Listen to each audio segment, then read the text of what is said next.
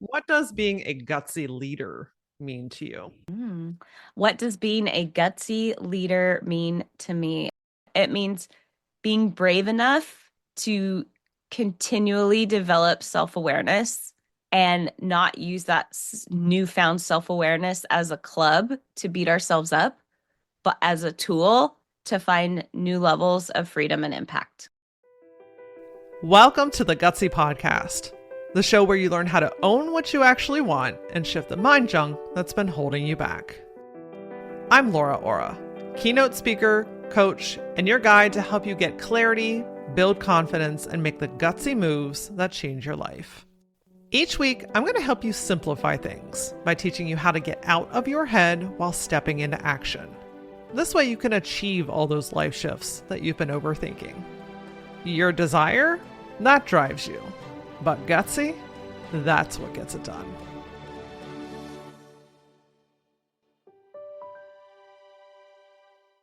Have you ever hesitated to ask a team member to do something? Like you kind of soften yourself and, oh, when you have time. Or maybe you even find yourself completely shutting down when you know that someone in the office is upset with you. If yes, then today's episode is for you, my friend. I mean, can you really lead with empathy and still get results? Abso-freaking-lutely. And when done properly, you'll not only amplify your results, but create a culture that people love to be a part of. In today's episode, I'm joined by leadership expert Layci Nelson, founder of Transcend Leadership Collective, for a conversation that every heart-centered leader needs to hear. We explore what it really means to lead with heart, how you can create a people-first workplace, and why compassion and accountability don't have to be at odds. If you've ever worried that being a soft leader means sacrificing authority or effectiveness, then this conversation is going to challenge everything that you've been told. Layci is helping leaders turn big ideas into practical, actionable strategies that build engaged, inspired teams. She's trained thousands of leaders across industries, from agriculture to manufacturing to nonprofits and small businesses, and is known for helping leaders gain clarity, self-awareness, and confidence.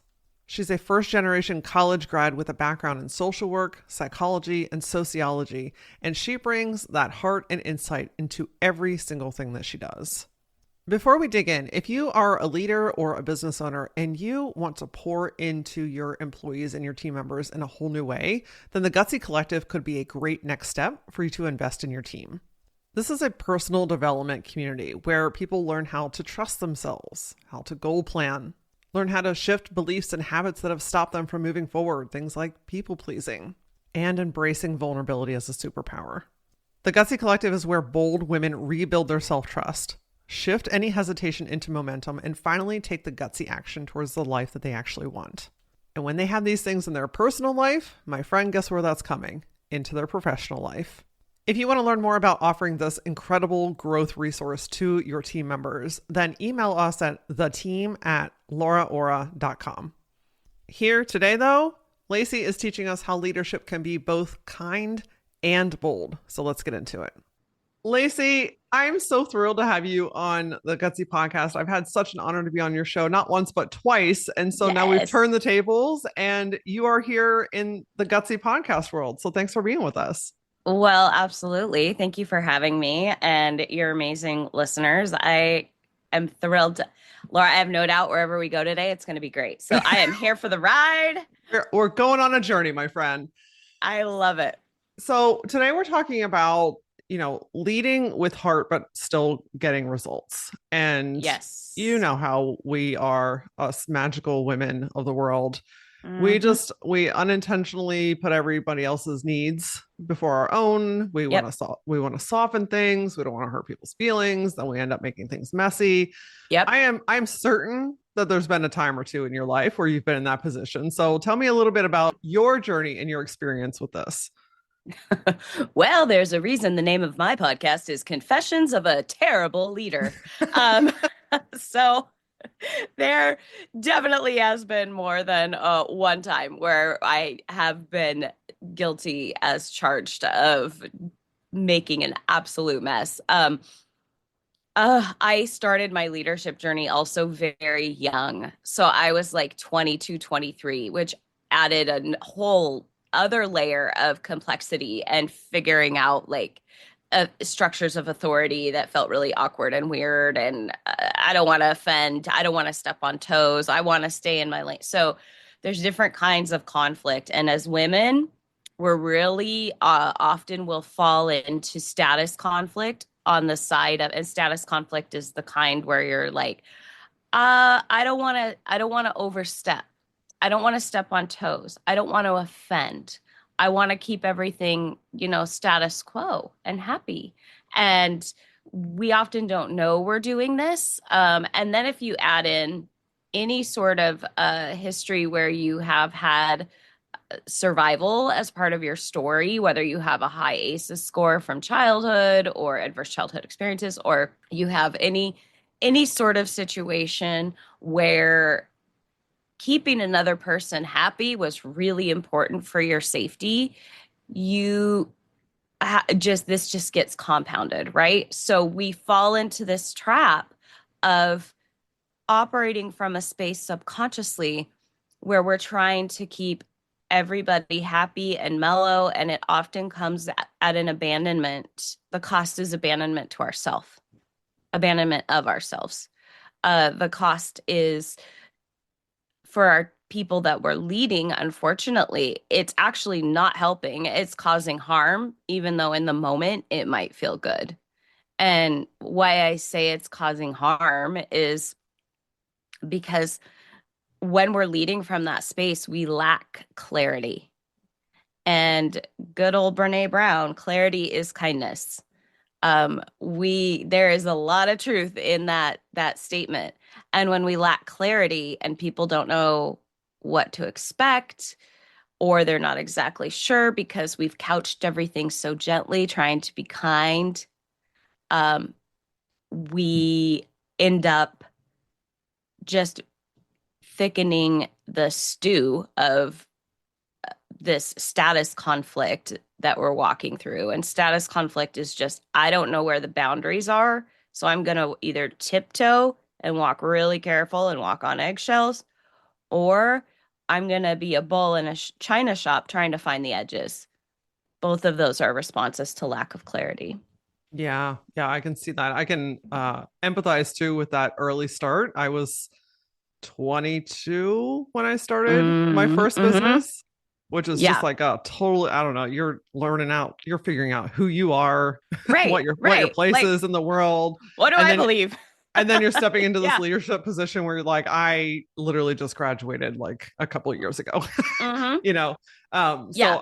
that's some navigating some waters too, but man, something that really stuck out what you were saying is like how we're actually making a bigger mess when we're Mm-hmm. trying to be soft and kind and um take things off of everybody else. Can you tell me a little bit more, like what are you seeing, what unintentionally ends up happening when we are stepping into or kind of holding down in that place of, it's kind of scarcity, right? That fear of Yeah. abandonment, that Yep. worry that people aren't going to like us. What is the ripple effect thereafter?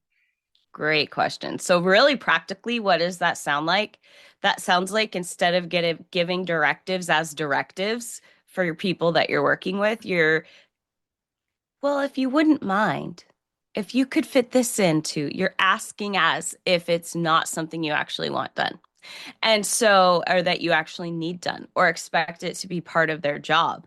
And when we are really soft in that way, in the we're well, if it would work for you, if you could fit this in, if you feel like it, I'd really appreciate if you could get this done.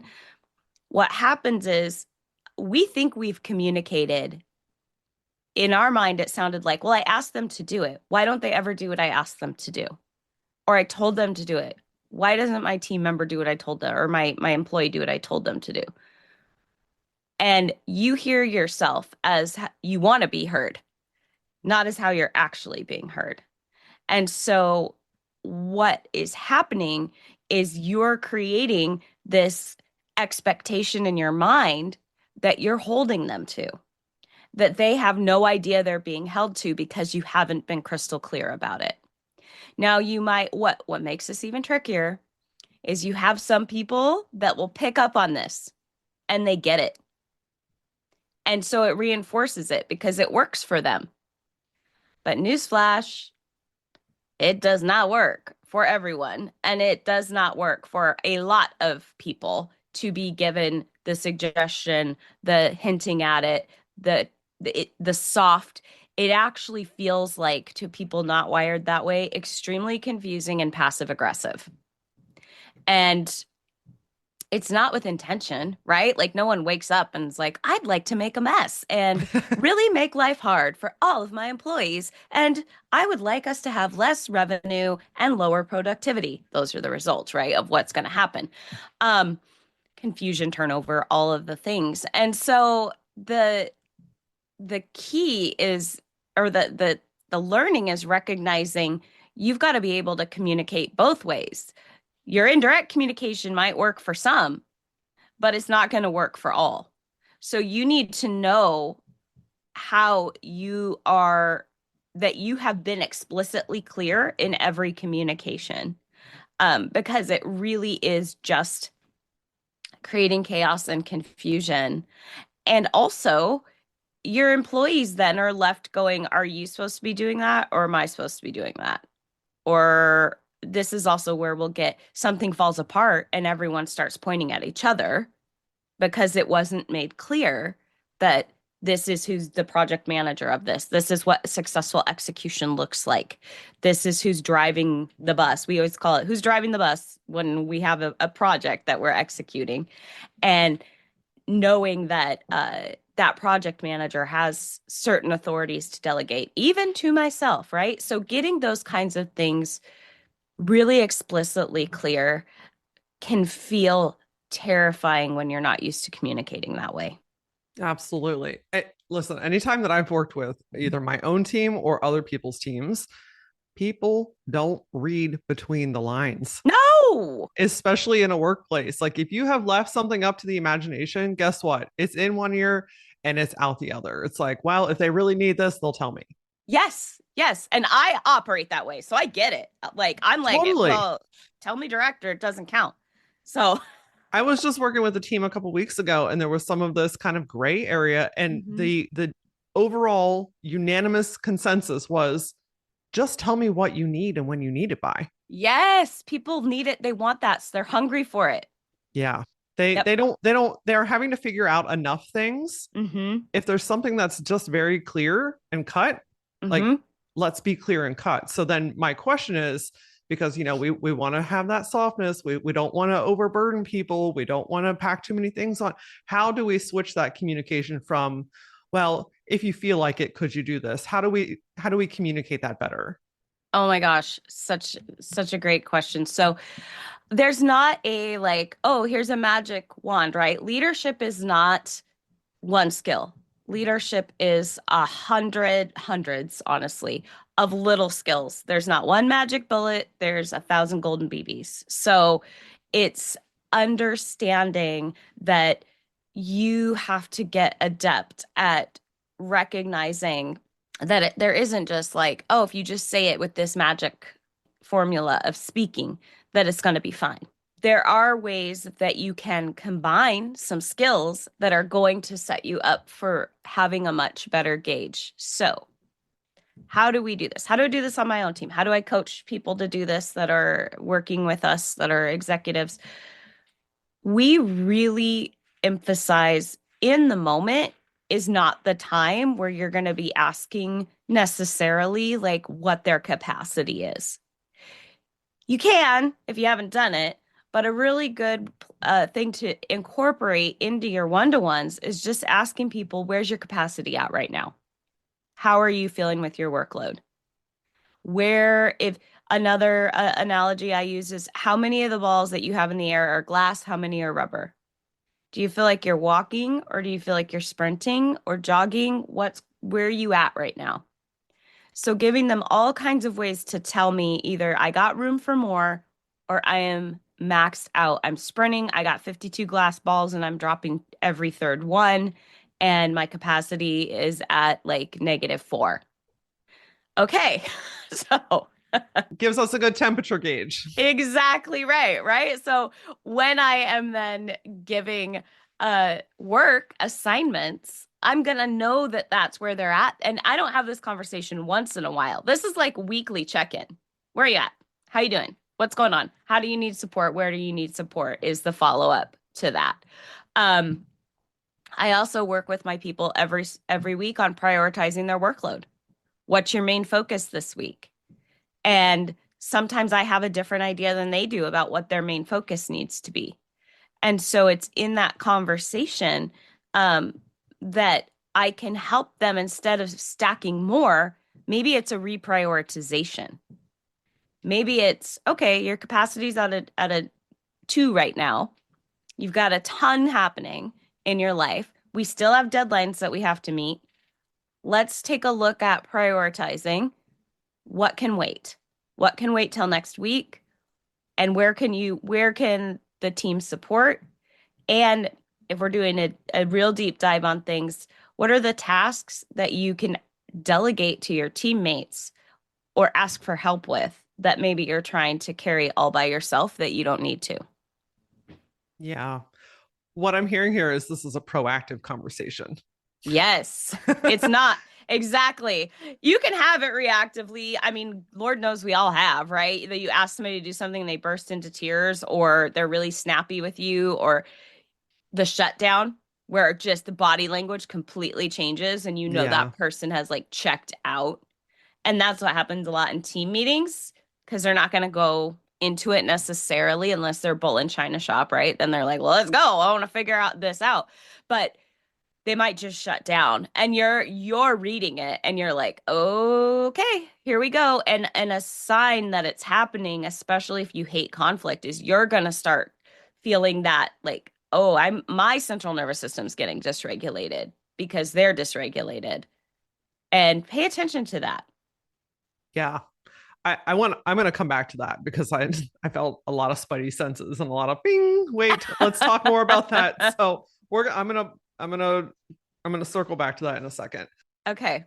The other thing that I'm hearing in what you're saying and being proactive is you're setting the tone to let them know it's okay to communicate Yes. if and when they're overstimulated or they're carrying too much or their capacity is maxed out or if they're feeling stressed out, right? Like, so Yep. when we're talking about leading with heart, it's not in the moment necessarily like, oh, when you have time to get to this, like that's not the Mm-mm. assertiveness, that's not the leadership that they need.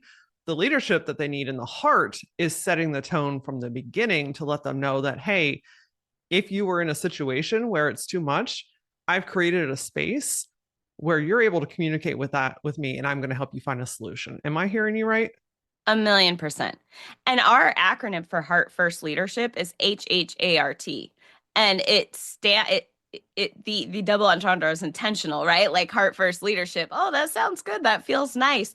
But what those letters actually, I should say, and what those letters actually stand for are healthy conflict, honest communication, and building cultures of acceptance, respect, and trust.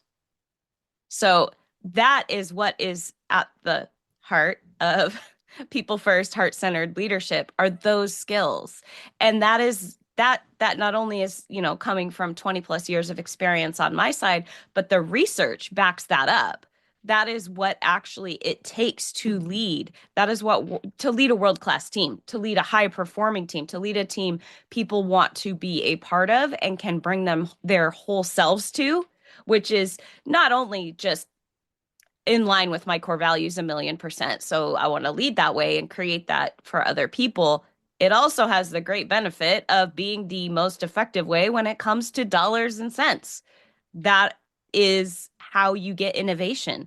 That's how creativity happens. That is how you have productivity levels that are off the charts because you have a team full of people that can communicate and they're not busy walking on eggshells trying not to offend each other. That's a big one. Mm-hmm. Could you walk us through, because you've just so brilliantly pulled this framework together. Could you walk us through those letters and tell us a little bit about like what that looks like or how we might be able to integrate that into our businesses right now? Absolutely. So the first one, healthy conflict. You want conflict. which it feels counterintuitive to a lot of people. Like, wait, excuse me, no, that's where I spend so much of my day and it's so draining. But healthy conflict is where innovation happens. And that's actually just a difference of ideas on how to solve a problem. So it's me and you versus the problem. I explain the energy, like the feel of it is when you're trying to get out of an escape room. If you've ever gone to an escape room Oh, with yeah. people, right?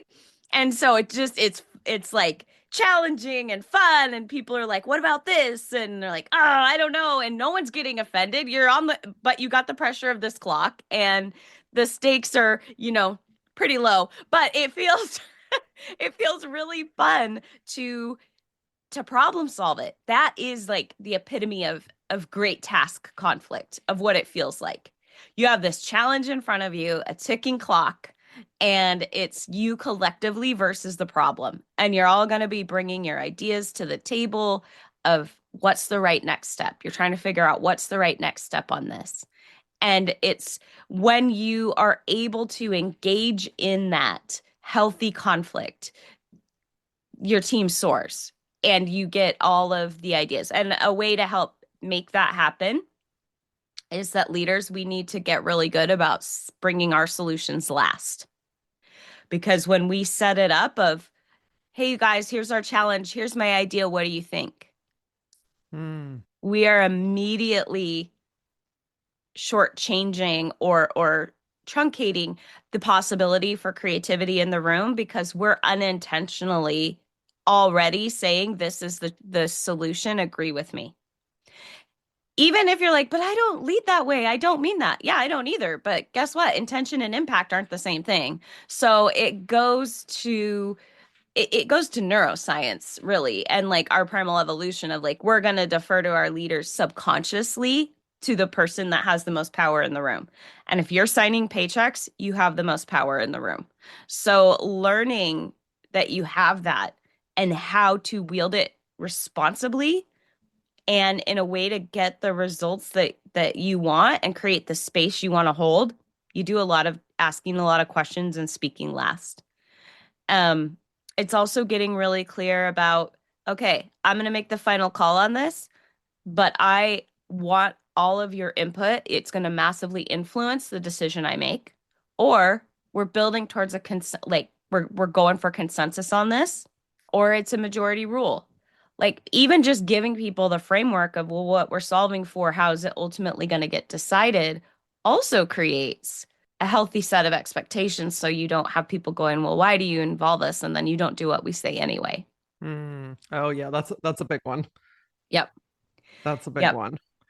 Since we're talking about conflict, maybe I can squeeze that other thing in here real quick is, Yeah. when you can feel the body language shift, when you can, I mean, energy is real, right? We cannot Yep. deny it. Yep. You can just tell somebody's upset or they walk away and you're just like, damn, that didn't land. Yep. And then you start absorbing, right? Your nervous Yep. system starts shutting down. You start kind of going in retreat mode. What do you recommend in those moments? I mean, the goal is to prevent those, but Right. But they're going to happen. So yeah, how do we reset when we're in that unhealthy conflict? great question. Well, the first thing I want everyone to do is let go of a moral judgment if they go into that space. Don't tell yourself, "Oh, I'm bad. Here I am again. I'm failing." Your brain is doing exactly what it was designed to do to keep you alive. Yeah. It's just that our brains can't tell the difference between emotional stimulus that's scary and like a genuine threat to our life, like a serial killer chasing us, right? Like our brains don't know. It gives the same flood of chemicals in either situation. Not so helpful for the office, really helpful for our ancestors or a true life and death situation, right? Like, so let go of the moral judgment of yourself when you go there. You're never going to stop going there entirely. If you did, you would die. So you do need to have that response in your brain. You need to recognize when it's happening. Like you said, you can feel it. Oh, the flood comes. And give yourself a pause, a deep breath, and give yourself permission. I would say I made a rule for myself after learning this the hard way. I don't make decisions when I'm in that space Yeah. because 9 times out of 10, I'm going to make a choice that I'm stuck with later that I would not have made if my frontal cortex was fully engaged. Yep. Um, and then I'm either going to have to back out of my word with one of my people, or which I would rather die than do usually, or I'm just going to have to be like, well, fuck, now I got to do this thing that I said I was going to do. Now I gotta do it.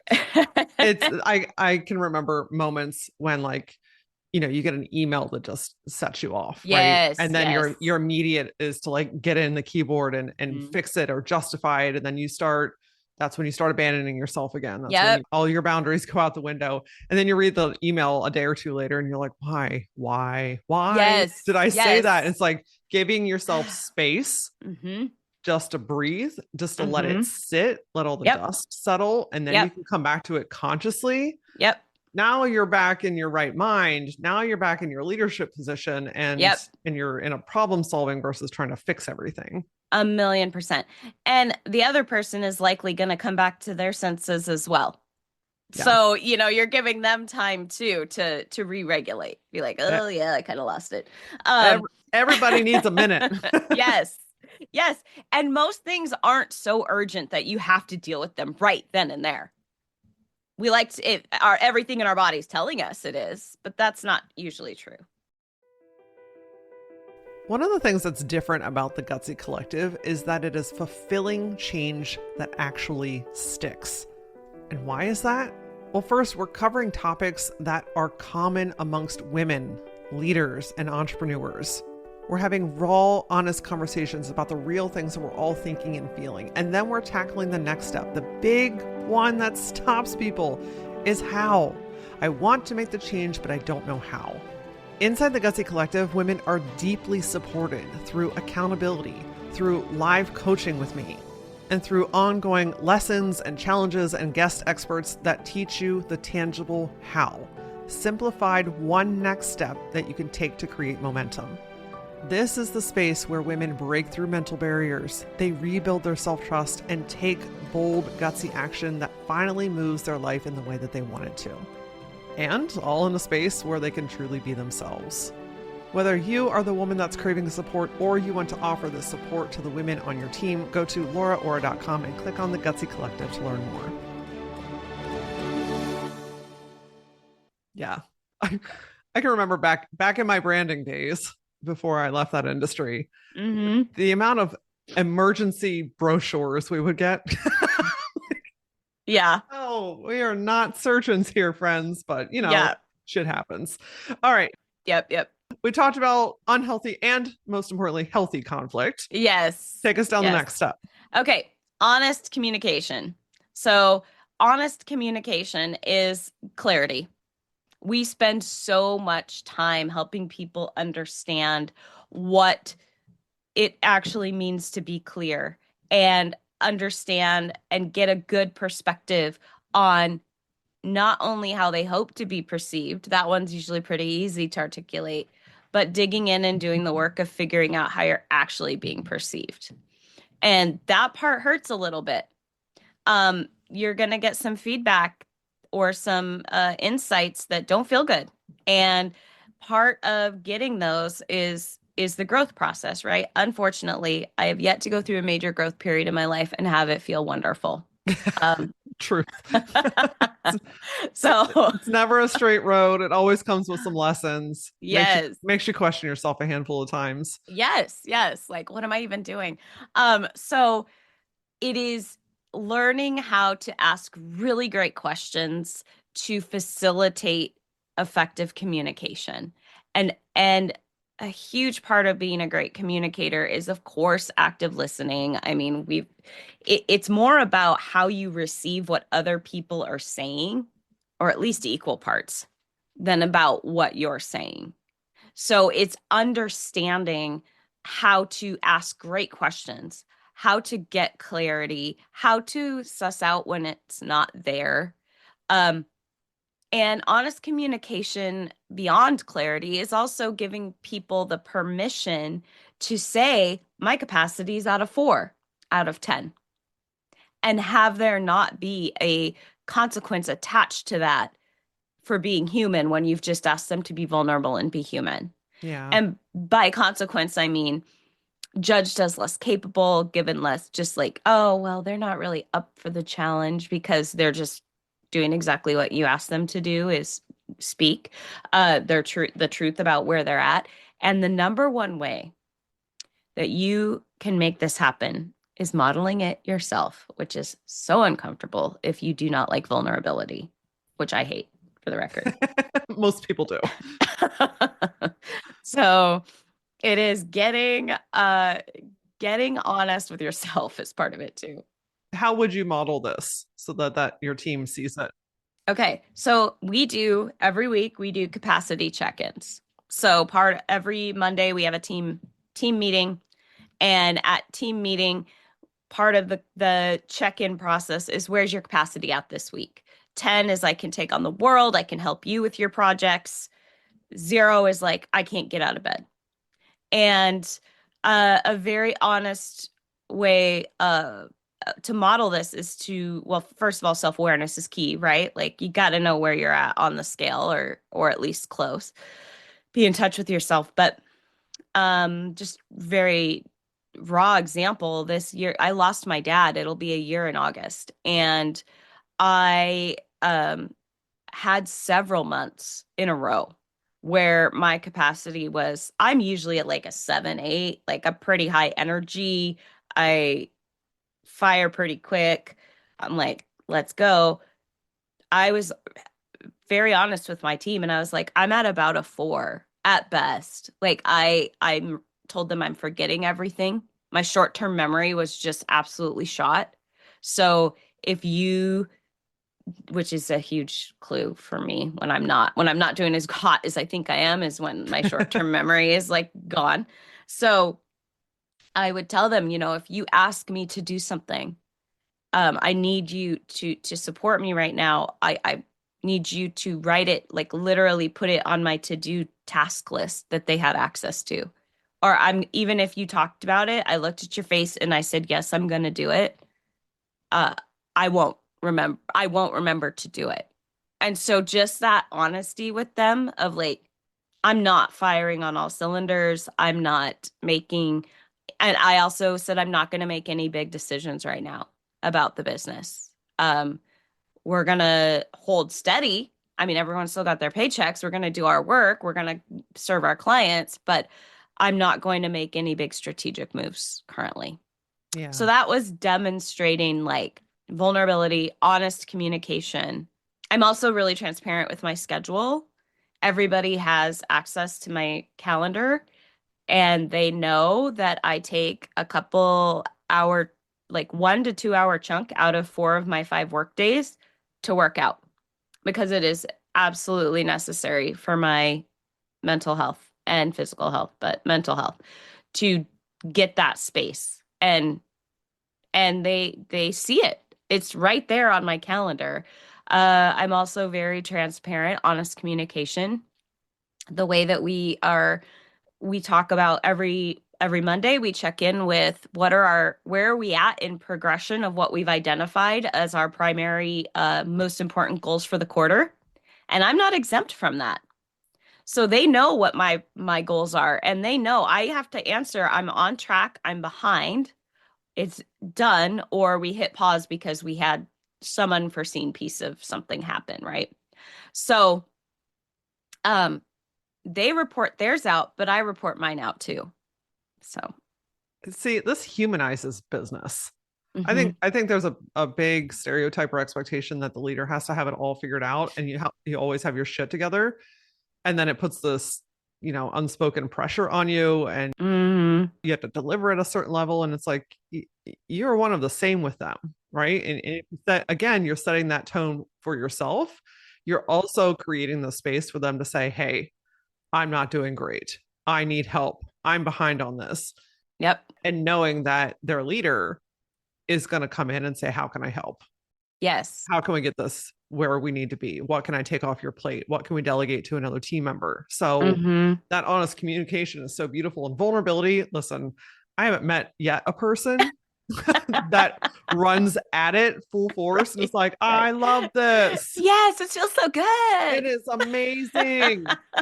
But it is one of our most underutilized tools, isn't it? Mm-hmm. in creating connection, understanding. It humanizes things in people. Mm-hmm. It just clears the fog. I mean, it creates relatability. Oh, yeah. I could I could go on a tangent about vulnerability. So Yes, yes. I want to say like 6 or 7 years ago now, I made the commitment to like, I was like Fort Knox. No one was getting in. It was a very well developed survival mechanism for me that was not serving me anymore, was to be so guarded and just not, no vulnerability. I mean, like maybe I'm gonna let in two friends and my husband, right? Like maybe. And really just decided, like, I don't know what this is going to look like, and I fucking hate this, but I'm going to work on my own vulnerability. And this is before I had a team, um, that to the degree that I have now. But I just, yeah, I just decided I was going to do it, and it's messy, and I've made mistakes along the way, but I will tell you, it has created a level of freedom in my life that I didn't even know was possible. yeah, I couldn't agree more. Mm. All right. We got HH. What's that A? Acceptance or belonging. Creating cultures of belonging just means just, it's a skill. It means that you want to create places where people can belong, not where they have to try to fit in. And understanding the nuanced difference between belonging and fitting in. So, fitting in is I'm going to squish myself into this shape to be one of the quote unquote, we think back to like, I'm a child of the 80s and the 90s, like the 80s and the 90s cool kid movies, right? Like I'm going to be the cool kid. I'm going to squish myself into this shape. I'm going to have the moment where I get the makeover and I look like, a cool kid instead of just being accepted in my glasses and my, dorky clothes. Belonging is when that person shows up in their glasses and their dorky clothes and you adore everything about that. Are And we you, talking about She's All That by chance? yes! Oh my Sorry, God. I had to just I'm like, I know exactly where we're going with this. Yes. Yes. Go ahead. Yes. And so it is like rewriting that movie to have a better message of you get to be who you are. And that is not only enough, that is what we want. Like I want you to come in with all of your fantastic idiosyncrasies and quirkiness, and if we have core value alignment, if our core values are aligned and we understand and I'm communicating clearly and we're on mission together, we're not going to have a whole lot of problems um, with anybody's quirkiness, right? It's like it's learning that one of the things that really bothers me is when people say, "Well, you're not a very good fit here." Because I think, well, first of all, I get really judgy. I'm like, well, is that person just being a lazy leader? Like not doing the work of cultivating an environment where people can belong and communication is clear? And are they actually asking people to fit in, or are they just using inaccurate language? Because not being a fit is different than, in my mind, we don't have values alignment, and this is a problem. That's Hmm. a different issue.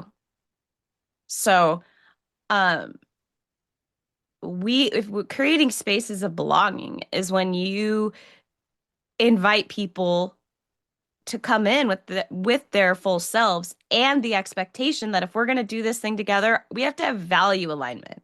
But all the other stuff, that just makes us stronger as a unit to have a whole bunch of quirky weirdos working together, which is absolutely my team. And I love us. And I'm the queen weirdo. So, yeah. Absolutely. And our differences are our power. Yeah. Oh, yes. Yes. Absolutely. I can't tell you how many times my team saves me because they catch things I don't like. Attention to detail, shockingly, not my forte. Not shocking. So they are. I've got a couple people on my team that are like, they pull on my reins a lot and I need it. And people might interpret that if you don't have a full picture and understanding as, oh, that one person that always finds why everything won't work, or they slow it down, or they're just not a fit because they're not enthusiastically endorsing everything that I say. Like, they're not going to say it like that, but that's what's actually happening. So it's understanding like, oh no, I need that. I need those people that are wired differently and their brains work differently and they see things differently than I do. And I trust them, the trust, I jumped a letter, but I trust them because I know we have core values alignment. And I know that we really truly are in this together. And I am trusting that we all want the best outcome here. And they're bringing their perspective to the table that's going to get us there, even if it is uncomfortable for me in the moment or makes me slow down a little bit because I'm Mm. real good at lighting money on fire. A lot of leaders are Yeah. because we get an idea and we want to run about 80 miles an hour today. And right into a brick wall. Yep. Yep. Right, face forward into it. So with building acceptance and in a place of belonging, I'm hearing having core values and a mission clearly identified is the core of everything. Because Yeah. if you have those things, Mm-hmm. as long as we're matched on that and your skills and abilities match the Yep. role in which I am looking to fill or Yep. the project I need work on, Yep. then everything else is game. Yeah. Yeah. Absolutely. And you may go, well, what about that really, person that's really rude or quote unquote toxic? Well, that's a whole nother discussion of what's toxic versus what we call toxic. But I will say, when you get into digging into what is at the root of it, it's either misunderstanding or miscommunication or a values misalignment. So, one of our core values is people over profit, which I always say, we are a for profit company. I like money. I like making money. Money provides opportunity and power and lots of important things in this world to move through and make the change we want to make. But what it means in practice is that we people over profit means that we use money to love people versus using people for the love of money. Mm. And you're going to approach some things differently when you get challenges or something comes up, or I'm going to have to cut my losses. Like, the way that I make those decisions, that's the guiding principle. So if I have somebody that's really just like, oh, they're not treating our clients the way we want to be treated, the way that I know they need to be treated, or we're not executing on this project, or I have a manager not treating their people well, I'm going to first go through core values and point to, okay, this is where this action, not your character, not your who you are, but this behavior, this action is out of alignment with the actions that are in with the core value. Sorry, that was a mess. But your actions are out of alignment with demonstrating this core value, because our culture of our organization is our core values in action. That's what our culture is. So every organization has core values. They don't always have the core values they think they do. it something I'm hearing too as you're talking is like it's actually quite simple, but Yeah. when you get people and personalities and all different kinds of things involved, it can feel really complicated in the moment. But I like how you're really just kind of grounding this down into some very Mm-hmm. simple things. Yeah. So what's our R? Respect. Respect. Yeah. If we don't have And that, what are we doing? right. And respect is, here's the tricky part about respect. If you have 5 team members that report to you and you ask them all how they feel respected, you're going to get 5 different answers. So understanding, part of respect is understanding how other people feel that way. So what do they need to feel respected and valued? And how do you figure that out? Revolutionary, you ask them. You just plain say, hey, in my onboarding process, one of the things I ask a new hire is, What makes you feel respected on the job? What makes you feel like your work is being respected? How about disrespected? Just little questions that reveal gateways to overstepping years of what can be pain because you've just never asked the question. And you're operating off of an assumption that your definition and the way you feel respect is going to be the same for them. So brilliant. Do you have a book of these questions? Because you have amazing questions. Not yet, but maybe something might be in the works. So Okay, all right, yeah, all right. Because yeah, I'm just saying, I'm like, girl, you could sell a whole ass book just on leadership questions. Like yeah. that's I powerful. It's a I it's a ask a lot of questions. it's an Yeah. energy shift and it's a Hmm. positioning shift, and it takes down that like me at you and gets into a place of curiosity, which is Yes. is such a great place to lead with heart, but also get things done. Yeah. I mean, I do literally have a whole list of onboarding questions that are all about curiosity and how do I serve you as your leader and connect with you and what do you need from me? And that's how I start their first day. Yeah, So, it's brilliant. And that leads us right into that last one, which is trust. trust. Building trust. Trust really is if you don't have trust, you don't have anything. Um, Trust is required for, I mean, there's a reason there's a million books on it, Speed of Trust, and trust is required for those previous letters to happen. And how do you build trust? It's actually formulaically, it's simple, but not easy. Um, Trust is built with consistency over time. So people need to know that you are who you say you are. You do what you say you're going to do. And you are reliable in the big ways and the little ways. And trust, that's there's two parts to that. So the first part is you yourself. Be trustworthy. This looks as important as doing what you say you're going to do with consistency. Um, in the big things, obviously, like pay raises or, be transparent in your communication. Don't make promises you're not going to keep. Also, the little things like if you say you're going to have a one-to-one with somebody, don't don't move it. Show up. Show up ready. Don't show up frazzled or 20 minutes late or rearrange or last minute cancel on them. You may not think about it, but they likely arranged their whole day around prioritizing this meeting with you and Yeah. they prepared for it.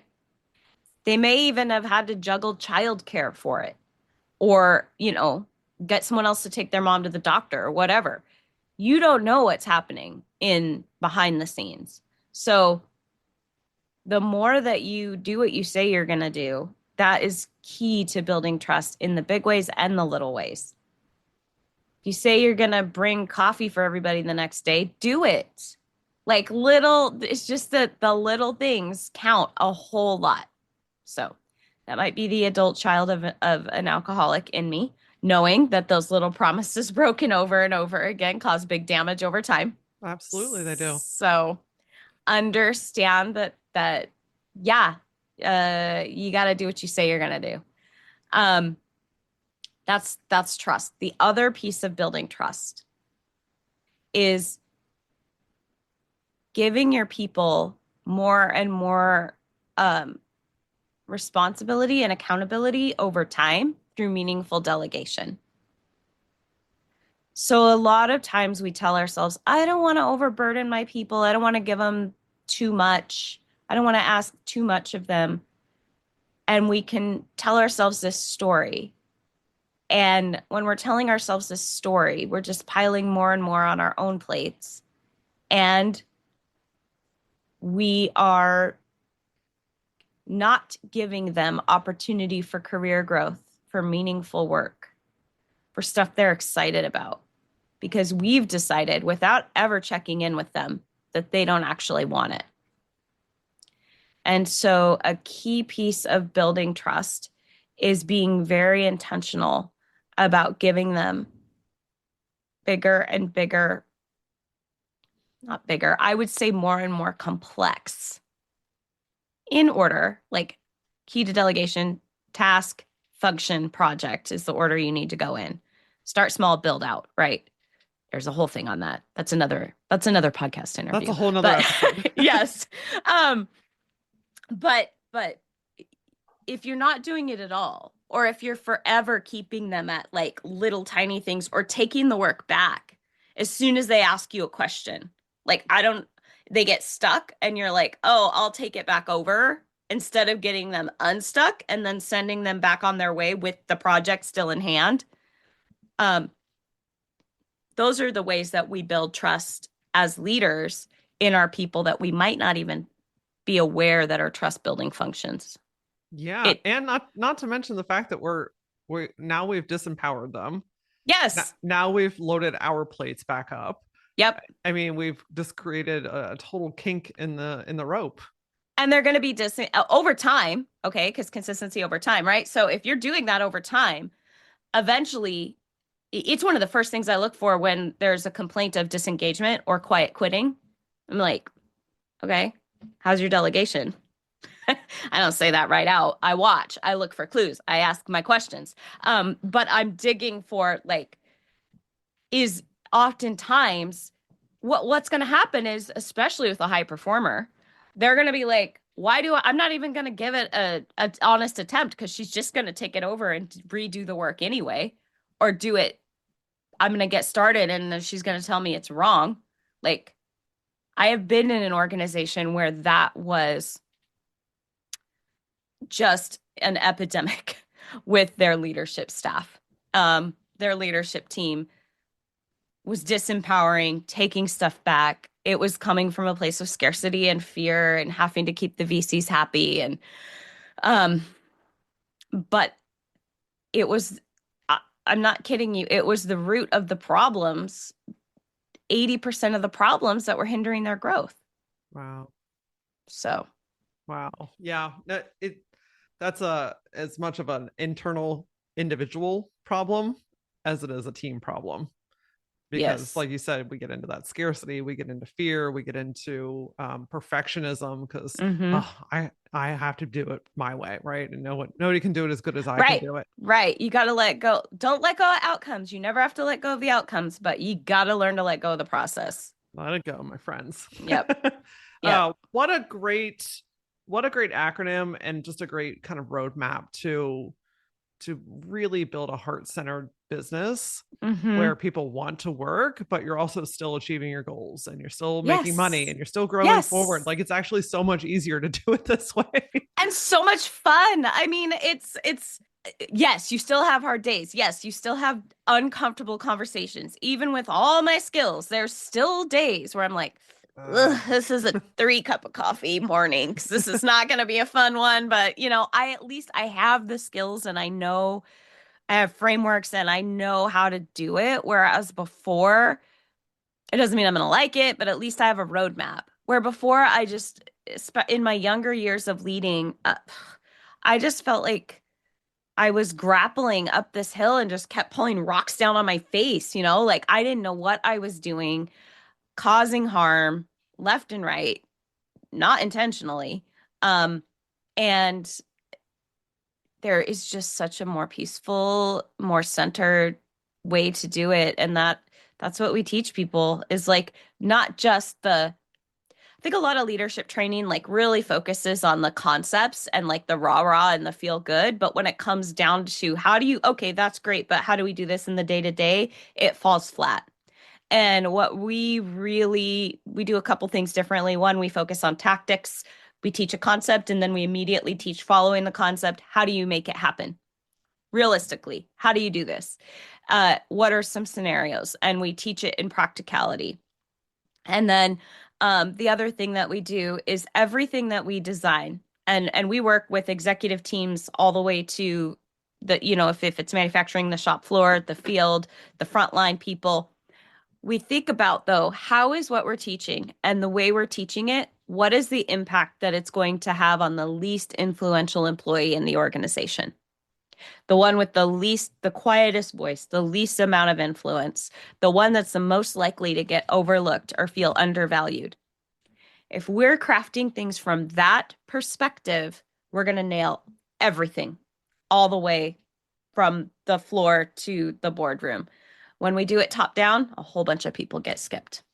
Yep, absolutely. Such impactful work that I want to make sure everyone knows where they can find and learn more about you and your organization. So, what's the best place to find you? Where can they connect with you? If you want to connect with me, go to LinkedIn, Layci, Layci, Layci Nelson on LinkedIn. I think there's one of me with the spelling that way. So you can find me there, and then you can connect to our business and check out what we do. Transcend Leadership Collective.com, world's longest website. Transcend Leadership TLC was taken. Rude. I So mean, jeez, the nerve. the nerve. Can't go chasing waterfalls, right? So um you can find us, you can find the business there. You can also connect to the website through LinkedIn as well. So Perfect. We'll yeah. make sure we link all that in the show notes. And I got to ask you, my friend, what Yes. does being a gutsy leader mean to you? What does being a gutsy leader mean to me? It means, well, the whole conversation we just had.